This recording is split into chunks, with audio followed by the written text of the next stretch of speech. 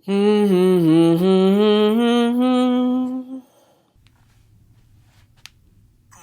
off the phone. This is an unauthorized essay.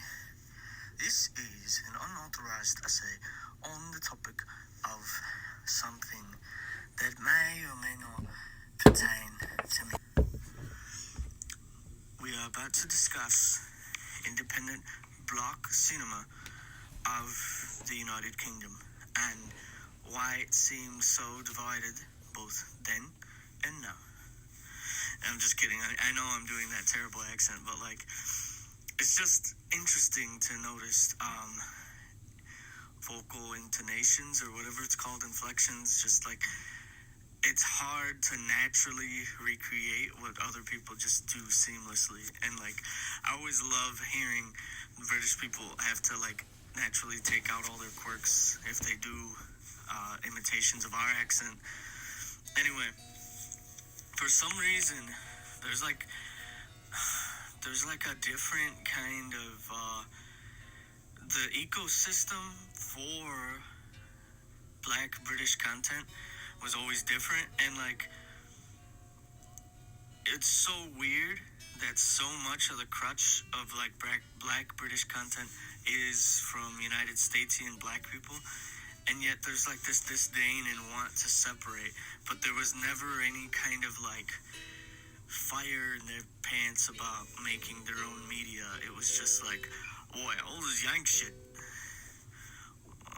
It's just like, like, you know, how do I say it? It's like, oh, don't confuse me for a Yank. There's actually Black Britons that actually exist, and it's like, apart from like segments on BBC, there's like, how would I know that that's a thing? Like, it's hard, okay?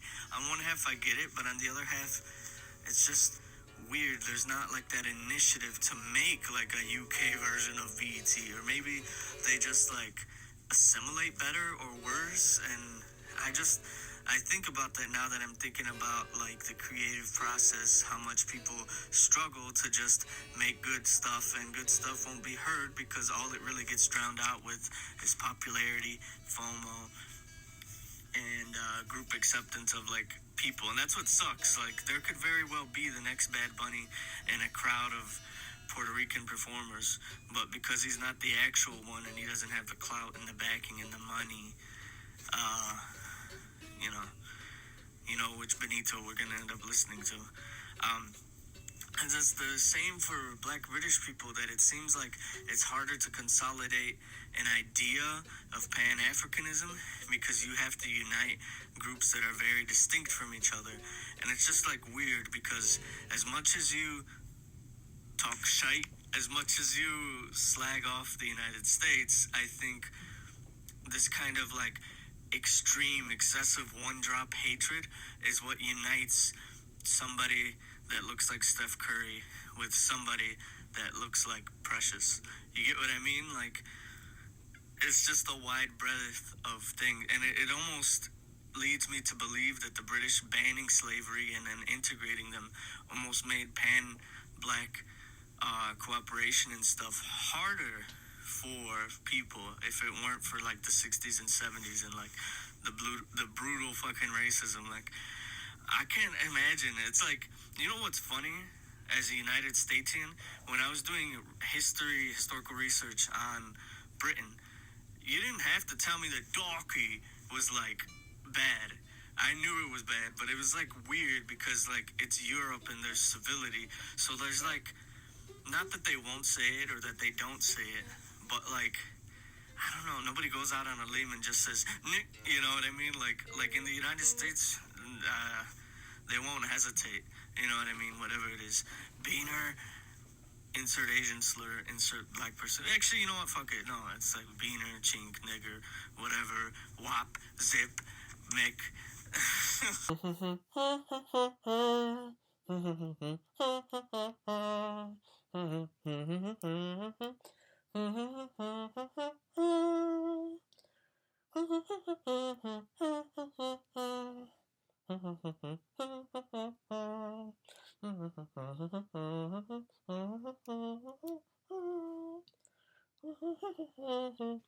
you have to unite groups that are different from each other. Like one half is like Windrush Caribbeans, the other half is like straight up Africans, and then in the middle are the actual, naturalized black British people that have been there for generations. And in between, there's no like black caucus. And like, there's parts of me that wonder that if abolishing slavery made you assimilate better, that the assimilation is like why there's not that much culture there. But then I don't want to sell the black British public short on wanting to see themselves in media, and that's the thing that's hard. And I get it. I don't know if I'll cut this out if it's been mentioned before, but it's hard to consolidate power because one half of black creatives want stuff like Bridgerton or stuff like where they don't just see urban roadmen on TV, and then the other half is like Winston Daniels presents Wicked Skangman 5 The Reckoning, and it's like you know what I mean? Like, these people do not have anywhere to relate to, but like, where can they meet each other in the middle? Like, when should you put aside your differences and like say, hey, I'll never have a shot in Hollywood? But you know what I mean? It just sucks because think about how many Daniel Kaluyas don't make it, how many John Boyegas don't make it, how many, you know what I mean? Like, yes, black British cinema's here, and it's like, it's gonna hopefully approach its zenith, like it's rising. You have Michaela Cole, you have, who I just mentioned before, and you have like all this media instead of just Top Boy reruns and stuff like that, But like, it's just, I don't know. I feel like this conversation, like the American fiction that is part of that body of work where they discuss the fiction, and basically it says like, oh, it's fine to be like a street urchin and like close to that because that's also our culture, this and that. And like, as much as I like American fiction, I don't know if I like that. Like, it's constant that black conservatives or black well-to-do people are constantly thrown under the bus because the assumption is because they are where they are, that they should immediately go poor and broke, helping out every other person around them. When the fact of the matter about helping the poor is that they might not do well with what you give them, and it's just part of it is they reap what they sow, and the other half is that they're born into it. But expecting the solution to both of those just to be magically some black magic fairy, some guy that takes actual dividends and then does it, it's like hard. I'm not trying to sound like a Thatcherite, but I am trying to give black people their fair shake because that is part of the wider, broader spectrum. That is why you get people like Patient Zena or like, what's the other one? What's the little African incel woman? What's her name? Femcel woman. Oh, what is her bloody name?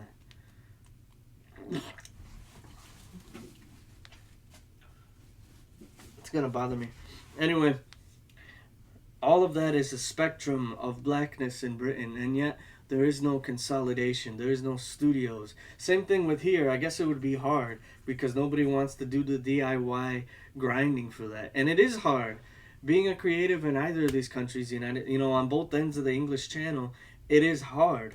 Nobody gives a fuck when you're struggling, but the minute you touch success, oh, everybody wants you to do this and that, and if you could, get them in, and if you could, they always believed in you, and also let me be able to know about celebrity women, wink wink, or let me be able to know about celebrity men, wink wink. And it's just, if there's one thing to all my artists, American or British, that people don't give a F about you until you actually pop off. And then it's like, it's so, what do British people say for fake? What's a two-face? What's a snake? I don't know. Anyway, that being said, I wanted to touch upon all of these things, and it's just, I do love black British cinema. You get Small Axe, you get stuff like that. I don't want to keep mentioning the same things, but it's just interesting because like half of British cinema TV will be debates about if we should even have a black Doctor Who. And you know what's tough, or what's really tough is that like it'll be a black woman before it's a black man, and I think that it's like misandry because it can't be misogynoir. It's like weird. British is the inverse. You know, like the United States would rather see a black woman before they see a black man because at least they can say, well, if you like black girls. But like the black man is just so on par in competition with that, like that's why. And if you ask me if I want to see a fucking doc on TV, I don't. No, I'm just kidding. Apologies to anybody if that actually triggers anybody, but like, fam, how do we do it, fam? We need to unite, fam. Unite or die. It's the war of the roses, mate. Make the alliances. Because the enemy's at your gate, and the enemy is time. Time you don't have. So unite with the fucking Skangman Studios, and then unite with the I'm quirky indie British girl, but black, black. How would a British person refer to themselves? I'm black. I've never said I'm black, y'all, and I'm black, y'all, and it's like weird, and that's what's hard because like being a black diaspora is so hard because exported black media kind of speaks for you, but then it doesn't, but then you enjoy it, but then you don't. And I don't want to be the United Statesian person that harangues you and be like, well, if you like it so much and then you can't stop talking shit about us, as if people outside of these borders cannot, have opinions. It's tough. Wicked. uh, Anyway, I would like to dedicate the runtime of this video to all my black British creators, small or large, all my creators in general, small or large. Oh yeah, and one half of this segment, I don't know if it recorded. I think I lost part of the recording, but like commenting on this feels strange on either side of the English channel, but it's like so weird.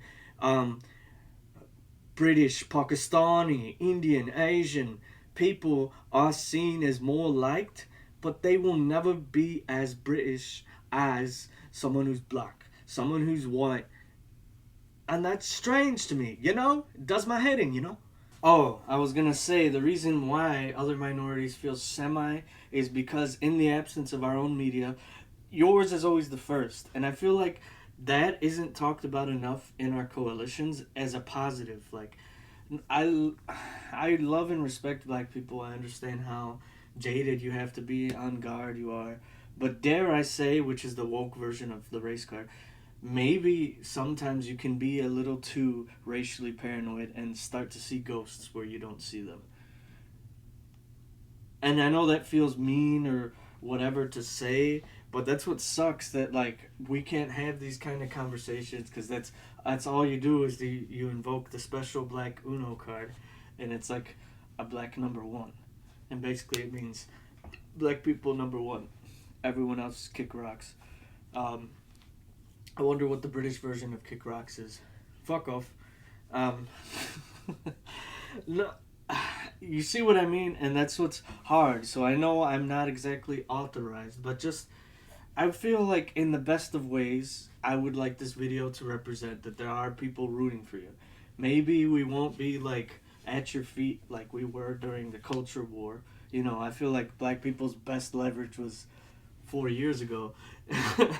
And it's just tough. You have no control over the roadman part of culture, and it's like you do your best to do that, and then people will always compare you to roadmen anyway just because you're the same ethnicity. And I know that as a Hispanic, I know that. Oh my god, even trying to be a professional coming from an urban environment, kinda, and I get it. I don't have the hood certification. I don't care to. I respect these people for what they do, kinda. Like, you gotta do what you gotta do, but at the same time, my N-word, you're a menace. Like, And that's what sucks about being a minority like that. The only ones that don't experience that are Asians, and that's because everyone thinks they're nerdy. But that's because nobody knows what Wo Xing Wo is or any of them organized stuff unless it's about xenophobic China fear mongering. Anyway, I feel like we're off topic. You get what I mean? Does that make sense? Does that not offend you? I hope so. You know what I mean? There are people that aren't black that are rooting for you, that try their best to learn the things that you went through and then try not to be another person that just mistreats you off that. I do my best. I do research to like not have that happen to you, and yet like I'm not saying I want a cookie. I'm not saying I want a Willy Wonka golden ticket. I'm not saying I want a gold medal, but I'm not gonna blaspheme God. I was gonna say Jesus Christ Almighty, but like I won't say that. Sign of the cross. I just it's tough, you know. Like, how would I say lock? No, but check this. So it feels so strange to me to comment on it, and this is me doing my regular God-given American United States accent, and it feels so strange for me to comment on black culture, but I come from a time old enough to remember the elder millennials and even Gen Xers when Latin people really didn't have, we had a burgeoning culture and it was ours, but like the main part to who speaks to us, we like Michael Jackson, we like black artists, and we listen to funk and soul, and it's like weird. We're like a satellite, like Soviet satellite states, but instead we're like an ethnic satellite of black people. In the United States, the number two rough and tough people, that ethnicity that's scary, or however you would say it, is Hispanics. And it's like weird because there's, apart from now, there's like a burgeoning British Columbian and British Mexican population there, which I think is very cool. I want you lot deserve tacos and whatever cheese stuff the Colombians make. And Postobon, the soda. Anyway,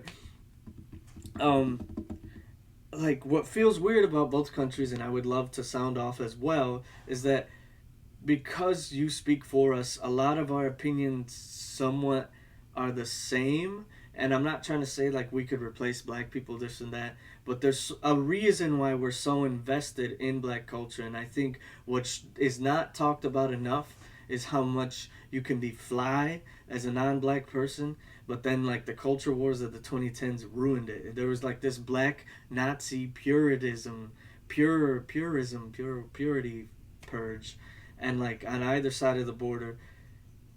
And what am I gonna say? Niggas is niggas is niggas is niggas. I love my black fam, but the way sometimes you're so self-invested is just like, you can take and shit on all the Asians that were with you, all the Caribbean people that were with you, and even if they're not necessarily Afro-descendant looking, you shit on them. And it's the same thing with these mixed debates that we've been having forever, as if it doesn't mean fuck all. You know what I mean? You act like the lightest person still isn't be capable of being like called whatever.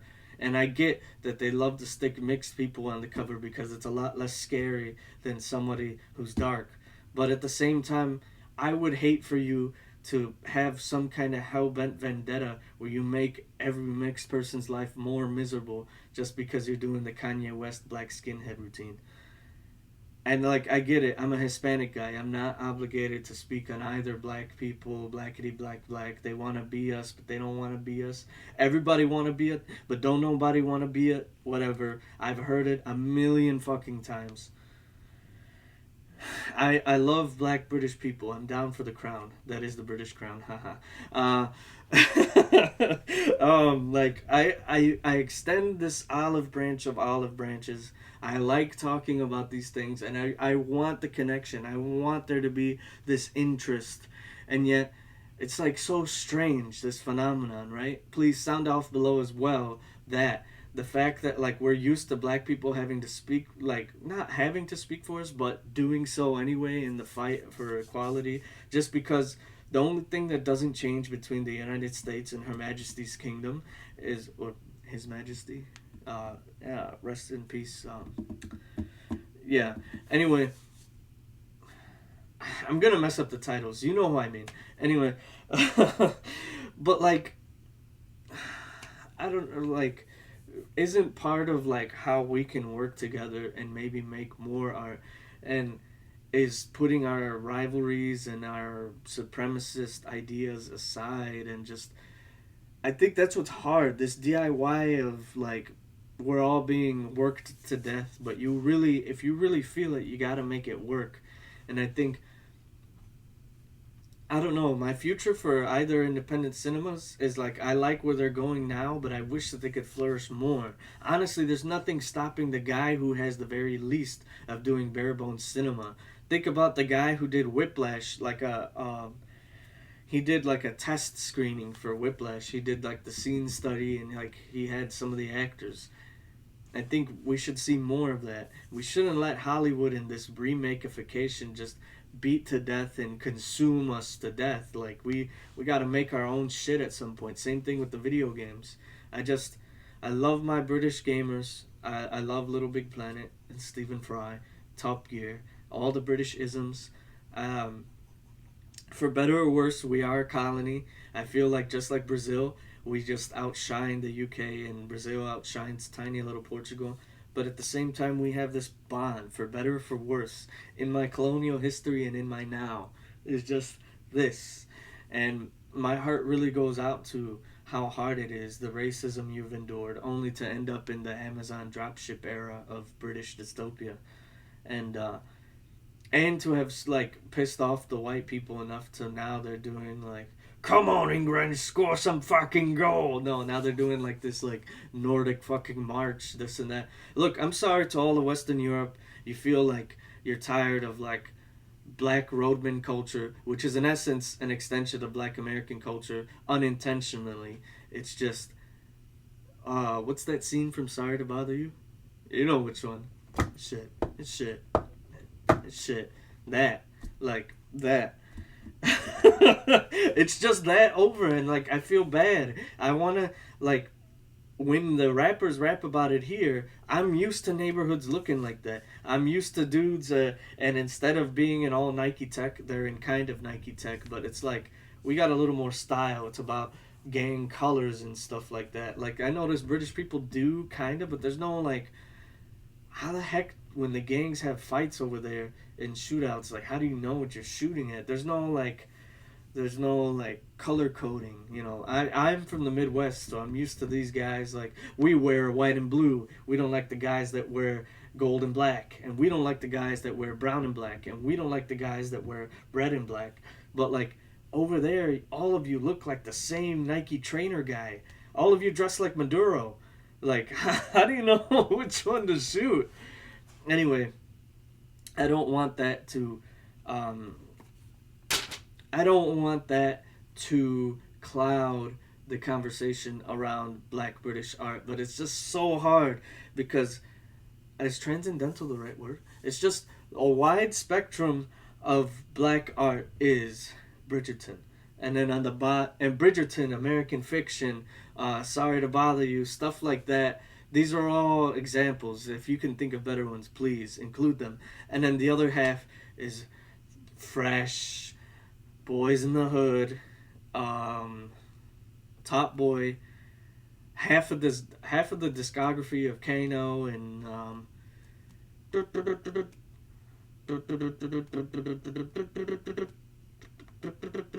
you get what I mean? Like, you know, Kano's coming to town even when I'm on my P's and Q's. That's the difference between me and you.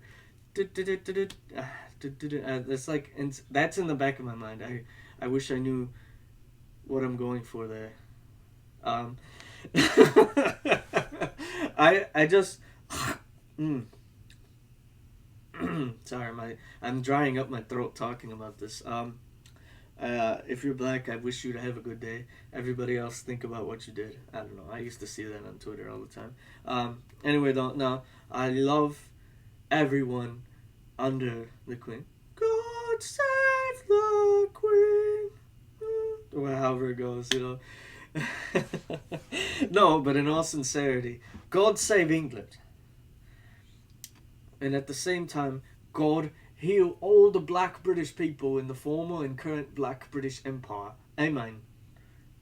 Namaste.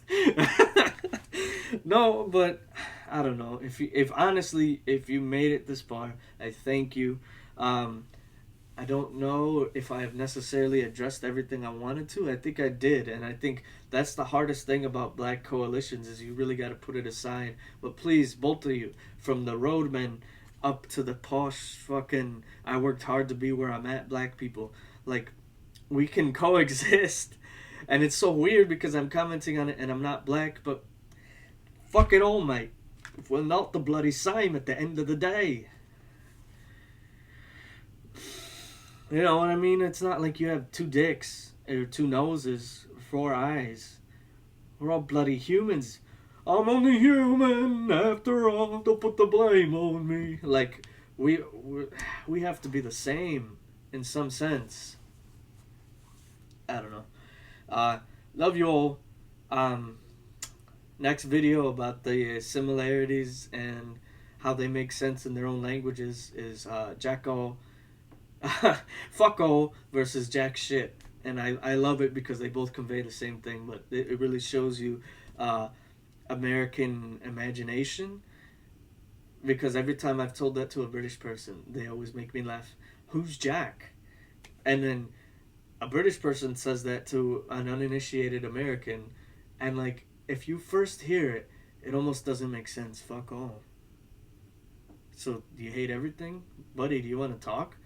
No, and it's like perfect because it like a British person's mind and the sentence structure is so different. Fuck all makes sense in the rest of the English lexicon. It is English. English 0.1, 1.0. English 2.0 is America. And English 4.0 is Australia. No, I'm just kidding. Actually,